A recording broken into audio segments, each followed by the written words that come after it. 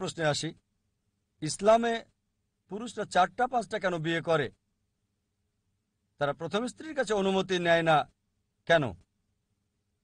পলিগামির ব্যাপারে যদি বলতে হয়, একজন পুরুষের একাধিক স্ত্রী থাকা, তবে ইসলামী হচ্ছে একমাত্র ধর্ম আর কোরআনই একমাত্র ধর্মীয় গ্রন্থ এই পৃথিবীর বুকে যেটা বলছে একটা বিয়ে করতে। কোনো ধর্মগ্রন্থ নেই কোরআন ছাড়া, আমি তুলনামূলক ধর্মতত্ত্বের ছাত্র, যেটা বলছে যে একটা বিয়ে করো। একটা অনুচ্ছেদ নেই বাইবেলে, ভগবদ্গীতাতেও নেই, বেদেও নেই যেটা বলছে একটা বিয়ে করতে কোরআন ছাড়া। যদি আপনারা হিন্দু ধর্মগ্রন্থ রামায়ণ পড়েন, শ্রীরামের পিতার কতজন স্ত্রী ছিল? কতজন স্ত্রী? একাধিক। একাধিক, 3 জন। সুন্দর। শ্রীকৃষ্ণ মহাভারতের মতে তার কতজন স্ত্রী ছিল? অগণিত। অগণিত নয়, আপনি আপনার গ্রন্থ ভালোভাবে জানেন না। না, 4 জন স্ত্রী ছিল না। আমার কোনো ধারণা নেই। 4 জন না, 100 জন না, 1000 জন না, 16,108 জন স্ত্রী। কতজন ছিল? 16,108 জন। তাহলে মুসলিমরা কেন 4টা করতে পারবো না? সমস্যা কোথায়? শ্রীকৃষ্ণের যেখানে স্ত্রী ছিল 16,108 জন, আমাদের 4 জন হলে সমস্যা কি? এরপর যদি আপনি বিষ্ণু পুরাণা অধ্যায় 24 অনুচ্ছেদ 1 পড়েন, বলছে একজন ব্রাহ্মণ 4 জন স্ত্রী থাকতে পারে। যদি ইহুদিদের গ্রন্থ পড়েন, এতে অনুমতি আছে যত ইচ্ছা তত বিয়ে করার। যদি খ্রিস্টানদের বাইবেল পড়েন, এতে অনুমতি আছে যত ইচ্ছা তত বিয়ে করার জন্য।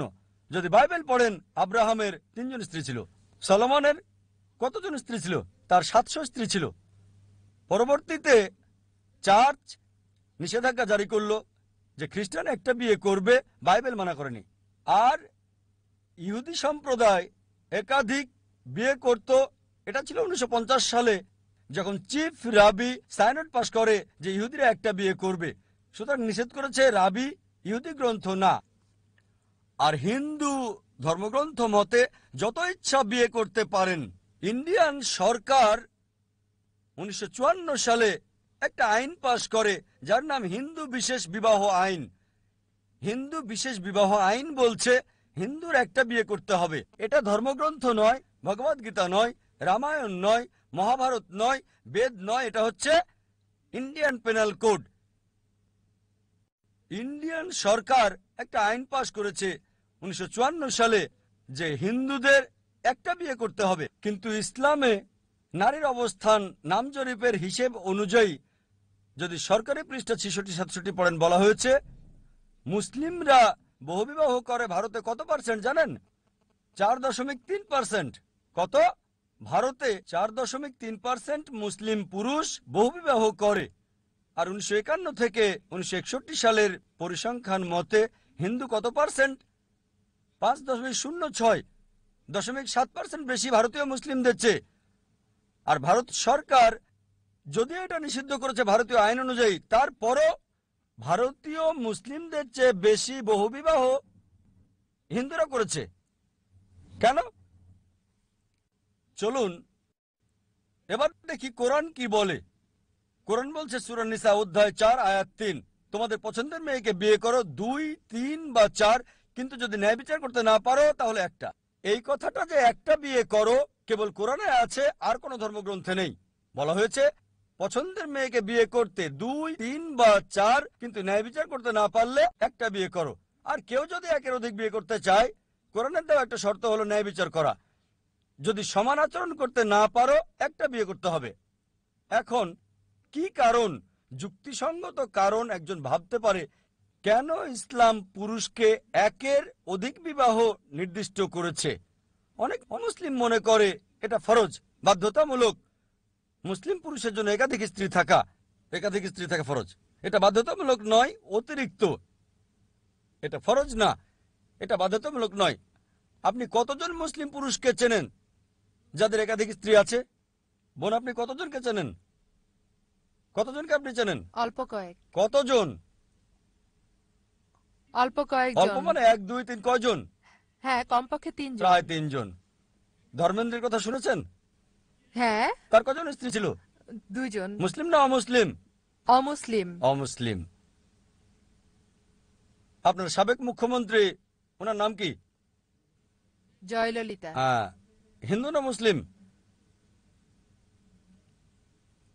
হিন্দু না মুসলিম? হিন্দু। হিন্দু। সুন্দর। এরা বিখ্যাত ব্যক্তিত্ব, ঠিক আছে?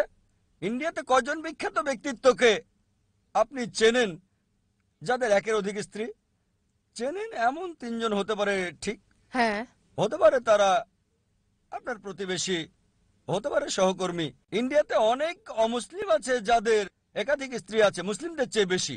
চলুন এবার দেখি যুক্তিসঙ্গত কারণ কি, যুক্তি দিয়ে দেখি। স্বাভাবিক অবস্থায় যে কোনো ডাক্তারকে জিজ্ঞেস করলে সে বলবে পুরুষ এবং নারী জন্ম সমান অনুপাতে হয়, ছেলে এবং মেয়ের জন্ম সমান অনুপাতে। কিন্তু যে কোনো ডাক্তার, শিশু বিশেষজ্ঞ, শিশু চিকিৎসক আপনাকে বলবে নারী জাতি, কন্যা সন্তান ছেলে সন্তানের চেয়ে বেশি শক্তিশালী। এ কারণেই কন্যা শিশুর তুলনায় বেশি ছেলে শিশুর মৃত্যুর হার। সুতরাং ছোট সময় থেকেই কন্যা সন্তান ছেলে সন্তানের চেয়ে বেশি হয়।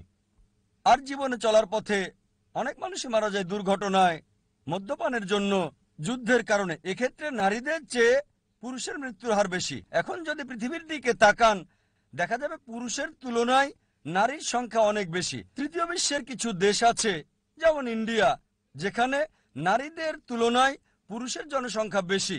আপনি কি জানেন কেন? কারণ হলো মেয়ে ভ্রূণ নষ্ট করা, কন্যা সন্তান হত্যা করা। একটা আর্টিকেল অনুযায়ী একটা প্রোগ্রাম বিবিসিতে দেখাতো, নামটা ছিল লেট হার ডাই, এই নামে প্রোগ্রামটা চলতো। একজন ব্রিটিশ রিপোর্টার এমিলি বেকানন ভারতে আসেন এবং বলেন প্রতি বছর ভারতে 10 লক্ষেরও বেশি ভ্রূণ নষ্ট করা হয় যখন জানা যায় এগুলো কন্যা সন্তান। তিনি আরো বলেন প্রতিদিন 3000-এরও বেশি। গুণ করে দেখেন, 1 মিলিয়নের বেশি প্রতি বছর। তামিলনাড়ুর সরকারি হাসপাতালের হিসাব অনুযায়ী এতে বলা হয়েছে 10 জন শিশুর মধ্যে আপনি কি জানেন কতজনকে মেরে ফেলা হয়?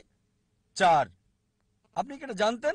তামিলনাড়ু, আপনার এলাকা, আপনার প্রিয় এলাকা, সরকারি হিসেব মতে 10 জন জীবিত কন্যা সন্তানের সরকারি হাসপাতালে 4 জনকে মেরে ফেলা হয়।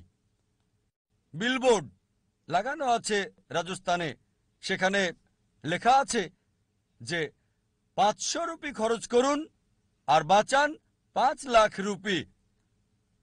তাহলে এর মানে কি? 500 রুপি খরচ করুন, আল্ট্রাসোনোগ্রাফি করুন, অ্যামনিওসেন্টিসি করুন, কন্যা সন্তান চিহ্নিত করুন আর গর্ভপাত করুন, আর 5 লাখ রুপি বাঁচান। 5 লাখ রুপি। হয়তো লালন পালনে খরচ হবে 2 লাখ রুপি, বাকিটা দিতে হবে যৌতুক। যদি ইন্ডিয়াতে হীনচর্চা বন্ধ করেন, এই প্রিয় দেশে কন্যা সন্তান হত্যা করা বন্ধ করেন, ভ্রূণ নষ্ট করা বন্ধ করেন, তবে ইন্ডিয়াতেও পুরুষ জাতির তুলনায় নারী জাতির সংখ্যা বেশি হবে। পৃথিবীর দিকে তাকিয়ে দেখেন, যদি শুধু নিউ ইয়র্কে দেখেন, পুরুষের তুলনায় 10 লক্ষ মহিলা বেশি। কেবল ইউএসএতে 7.8 মিলিয়ন মহিলা বেশি।